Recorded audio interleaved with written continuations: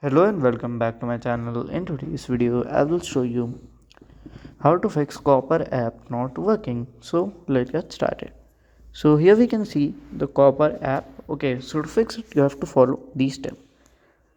So if it's not working you have to click and hold it here. Just click on this I button. It will redirect to your app info. Okay.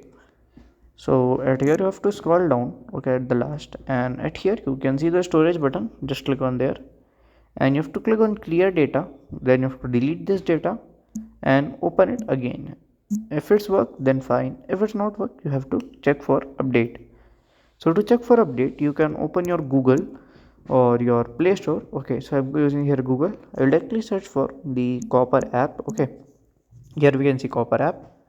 So I'll just click on here and here I can see it is not update like available like update.